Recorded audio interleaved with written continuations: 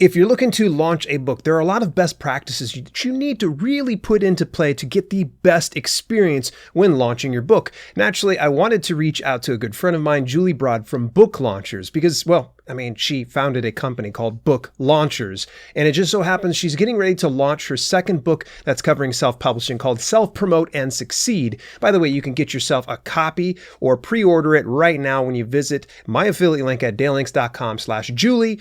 And without any further ado, let's get into the interview and talk a little bit more about book launching with the pro herself, Julie the Book Broad from Book Launchers. Julie, we're already warmed up. I almost feel like we could probably just talk about anything at any point. In fact, I had the joy of seeing you this past week. What the heck brought you over to Columbus, Ohio?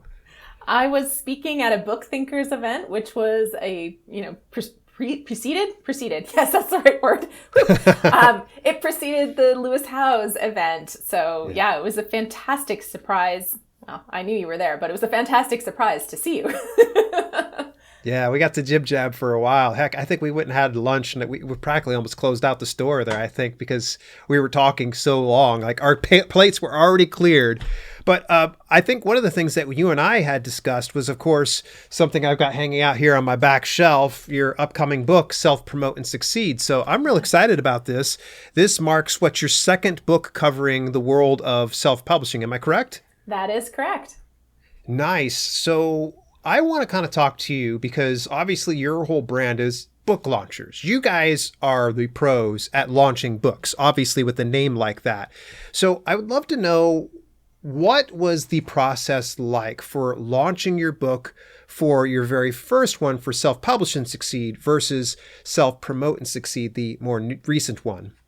Yeah, so this is a fun question because with Self-Promote or Self-Publish and Succeed, the one before this, the yellow one you see on my shoulder here, I did everything. My team, I didn't leverage the fact that I have an entire team of people who do this all the time because I had done my previous two books myself. So I just did it all. And so this time around, I'm really busy. I'm struggling to get everything done for the launch and everything else I've got going on. I took on too many projects and my team is doing more. But it's funny because they're going, well, you did that last time. You did that last time. We didn't do it. So it's been interesting from a business owner perspective of like, now I'm really asking my team to do a lot more and be more of a client to our company than before. I wasn't a client. I did it myself. So that's one part. But the other thing is, because we're book launchers, I feel pressure to have this big elaborate launch. And at the same time, it's not really part of my vision or goals or needs at the moment with this book. I think there will come a book. I think I'll probably in 2025, I'm going to launch a book about branding and authors and branding, and I'll probably pursue a bigger launch for that one. But for this one, we're really just trying to get a tool out there into the marketplace that can help authors and help us as we move into some other strategies and other projects that are book marketing focused. So we've got some software we're building, we've got some other things we're working on. And so this is just a tool. And so I have to really temper my like we're book launchers. It has to be big and amazing. The reality is you don't always have time or bandwidth for big, amazing, like all out launches, and you don't always need them. It feels good, but from a business, like overall strategy perspective, you don't always need a massive launch to have the book be a success for what you want it to do. It's so true. It's not like everything lives and dies by that release date. You could still be able to make up the difference in the weeks or months or years after launching that book. Yeah, and I think it's a thing to think about before you bring a book into the world is what's your bigger picture goal? Like, what does success look like for you? Yeah. And for this book, like, success doesn't look like topping any lists. I mean, that's great, but that's not what the book is for. The book is a tool for my business. And so for that to be successful, I need it to get into readers' hands, but it doesn't have to get into readers' hands through a big, massive launch. I can give away the audiobook for free, which is what I'm fully intending to do. I'm recording the audiobook and eventually I might put it on ACX. But right now I'm fully planning on giving it to my YouTube subscribers for free and uploading it on BookFunnel. And if you subscribe to the newsletter, boom, here's the audiobook. So there's lots of bigger picture strategies or tactics that I'm going to use for this book to get it into the hands of the right people for my bigger picture goals. I'd be interested to know that with this one, you're mentioning the audiobook. That's fantastic. That's so awesome. I'm glad that you take advantage of audiobook. Where are you uploading your ebook and your print books, and what type of print books are you putting out? Are you looking at different variations, or is it just sticking to paperback? We'll probably do a hardback just because it's easy now to add that version to your book. But I mean, our focus is always on selling that softcover print and ebooks, and we're doing pre-sale right now through Ingram Spark for the print books, and then the ebooks are pre-sale. We usually use Drafted Digital and KDP for all of our ebook distribution for myself and the clients, because I am using Amazon. I always smile at people who say, I'm never going to sell my book on Amazon. I'm like, great. The only place you can sell it is on your website then. Right. Because trying to avoid Amazon, like we've tried for some of our clients that did not want to go on Amazon. You really can't avoid Amazon. But tough.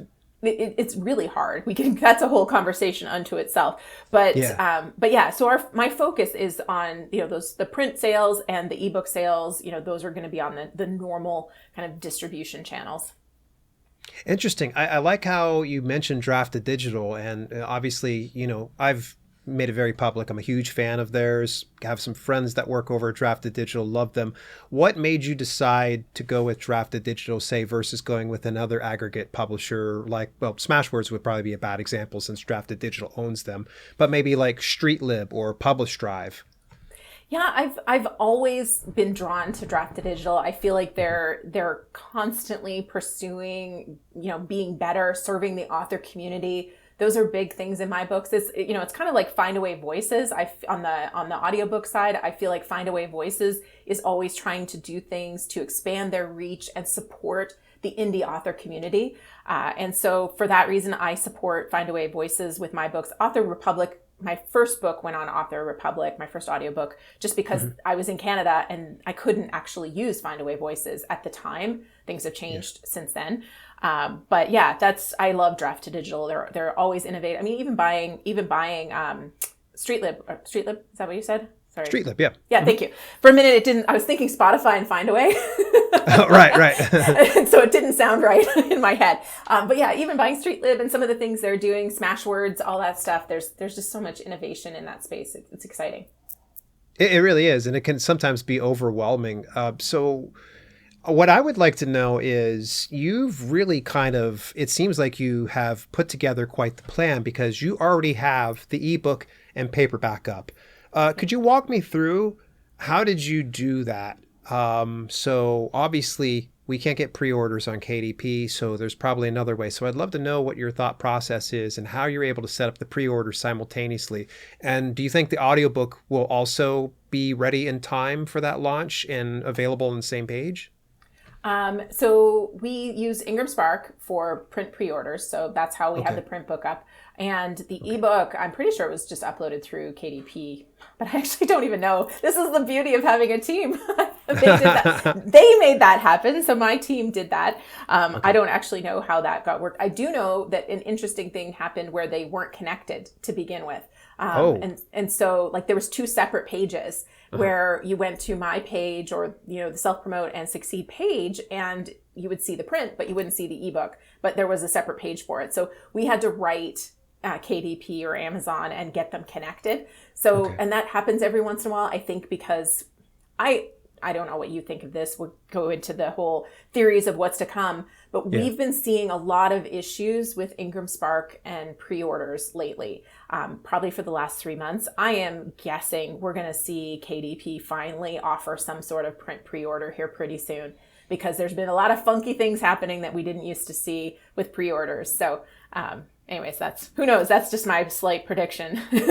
I'm glad that you bring this up, because the KDP team does watch these videos. So hopefully they're noticing, pre-orders on print should have been done so long ago, it would seem. But maybe they're just getting, having to manage putting out, the whole fires of AI and low content just flooding their systems and such. And it's probably going to be hard for them to innovate if they're having to continually keep up with this tsunami of garbage, for lack of better words. Well, they miss out on a tremendous number of book sales not having pre-orders, because I know for a lot of our clients at book launchers, we're seeing thousands of books that are pre-ordered And then you don't see that kind of volume post-launch. Some of them will sell a few hundred post-launch, in the months after launch, but you're not seeing that thousands. And that thousands is all going through Ingram Spark for the sole reason that they're the only ones that allow you to do print pre-order. Yeah, it sucks. Come on, what are you doing, KDP? Get with the stuff. Actually, I don't know if I had shared this with you. Mandy Lynn, I'm not sure if you followed her YouTube channel. Yeah. She had actually brought up an issue with Ingram Spark where she had put a pre-order on, and they sent it out early. Oh no. Can you imagine? What would you do? I'm just going to put you into Mandy Lynn's shoes. What would you have done if you found out that, first of all, it was a placeholder. Yes. So the placeholder got distributed to the people early with the pre-order. What would be the first thing that you would do? So I honestly would laugh, but that's just at the stage I'm at in my life and my business. Yeah, you're like, it figures. Yeah, I would laugh. But every book that I ever upload, like whenever we upload a version, it always has some sort of a letter on the front of the book that says, like, this is an advanced reader copy. This is not the final version. I would probably, if it was a placeholder, I would have like something in here that says, this is the placeholder. This is not the actual book. And if you get this by some accident, like, email this. So I would say anticipate things are going to go wrong, because they do. And so plan ahead. If you're launching a book and you're freaking out that this might happen to you, just put that letter. You can open up the cover of my book that you've got. There's a in the first page, it says, like, dear reader, this is not the final version of my book. Because yeah, I didn't see that. See? Yeah, so it clearly states, and then it's like, if you please write a review and or post a review, all those those kind of things. Wow. I've always been so paranoid about pre-orders, and this goes back to when I think I probably did my first pre-order in 2016 maybe. I was too scared to put a placeholder. A lot of people are like, oh, you'll be fine so long as you get it in there 4 days ahead, I think it is, or something like that. You'll be okay. I was always too afraid, so I always put the final draft into pre-order, and I still will probably do that to this day because I'm so paranoid of things like that happening and it firing off. But that is so smart. I don't think I've thought about that, but I do know that there have been a number of creators that have mentioned that little tip. So you've got the distribution through KDP and Drafted Digital. Are you considering any other avenues to hit beyond that? Or is there anyone that have caught your eye lately that you're like, I want to check them out? No, but I am doing a lot more direct. So I'm not doing Kickstarter. Okay. You and I have talked about Kickstarter a bit, but I'm not going to do Kickstarter. But I already sell self-publish and succeed. We run ads to a page that has incentives to buy the print book. And so I'm going to do that even heavier with self-promote and succeed. I'll probably start bundling the two books and running ads and selling them direct. And like I said, I'm giving away the audiobook for now, and I may eventually sell it, probably will, just to fill out the page on Amazon, because I am paranoid of scammers when a book is selling well, how they'll be like, oh, there's no audio version. So they'll probably put an audio version up there. Oh, gosh. So, truly, I don't mean to sound negative, but that's just what they do. They're like, oh, there's a gap. It's true. And they could probably take all of your voice stuff from YouTube and just load it over to 11 Labs, and then they can just go ahead and spoof you at that point. Exactly. I've already cloned my voice, and it's pretty darn close. So, I think it would be very easy. So I will put it up on ACX eventually, but my goal is going to be to drive people to join my community and build my platform. And so that's what I'll do with the books. But beyond that, I don't think I'm going to get too fancy. Interesting. So, what do you think is going to be the next step after you get this launched? Like, how are you going to keep this momentum going? I know you already mentioned probably running some ads to like a landing page of some sort. Yeah, that's we already drive a lot of a lot of ad traffic to various pages, and I think that will be one of my big steps for this. And then, like I said, we're building some software pieces, and so in 2024 we'll be driving a lot of traffic to the software, and that will feed the books will feed really beautifully in and around the software. Mm-hmm. So there's lots of bigger picture pieces that we're working on, and of course, it'll be a great piece. I do quite a bit of speaking. I'm looking for more speaking opportunities all the time, and that's a great fit for the books too. And I'll give them to the right people. Again, this is about helping authors, and also growing book launchers. So that's really my focus. That's really cool. Do you think, I know you had mentioned possibly launching your next book in 2025 about branding and such. Could you share just a little bit more about that book, and what would you anticipate to make this a quote unquote bigger launch? Because you said it's going to be much more special when you go to do this one. That's my team and I talked about making it more special. Yeah. You know, things change. Who knows? Come 2025, I may change my mind on that. But right now, Yeah. what my plan is, I have a book that I wrote in between my very first book and Self-Publish and Succeed called The New Brand You. I actually think that's my best book. As far as like the content and how it flows and the material, it had a lot of problems. It had a positioning problem. I was trying to use it to kind of bridge the gap between real estate and starting something new, but I didn't actually know what the new thing was. So it doesn't have a clear, it's kind of the perfect example of what not to do. It doesn't have a clear audience. If I would have wrote it for real estate investors, I think it would have crushed, but I didn't because I didn't want it to be for real estate investors. And then it has a bad title, The New Brand You. Nobody remembers it. Nobody can say it. Like it's got quite a few problems. That said, the core of the content I do think is fantastic. Like I do think it's my best book. Yeah. So I want to rewrite it, taking a lot of the best stuff and reposition it specifically for authors who need a lot of branding support. When you write a nonfiction book, you know, your interviews are as much about you. They're way more about you than they are about the book you've written. And so you have to know your brand and really leverage that brand. So that's what I'm going to do. And I think it would be a fun one to really do a big launch around, because I think it could apply to a bigger audience than just, you know, people self-publishing nonfiction niche books. I think it has potential to appeal to a lot of nonfiction authors. What was your original intent when you had wrote this book and published it? Because I know this is after your real estate book that really just annihilated on Amazon. Yeah. And then you did The New Brand You. And then after that was, of course, Self-Publish and Succeed, which is more recently. Yeah, I put that book out in 2016, The New Brand You. And the goal really was like to start transitioning, because my husband, who was a partner with me in our investments, and he helped me with some of my education and training company stuff too, he'd gotten into acting. And so he was less available and interested, and I didn't want to hire somebody to replace him. And I also didn't really feel, I didn't want to do his role. And so I was kind of like, I'm going to have to find something new. And so I loved speaking. I loved helping people. I helped a lot of people raise a lot of money. And I didn't want to keep necessarily doing that, but I thought these skills can transfer into something else. But I didn't know what that was. So I wrote this book to transition, to try to be known for something other than real estate. But it had that fatal flaw of like, who's this actually for and why are they going to care?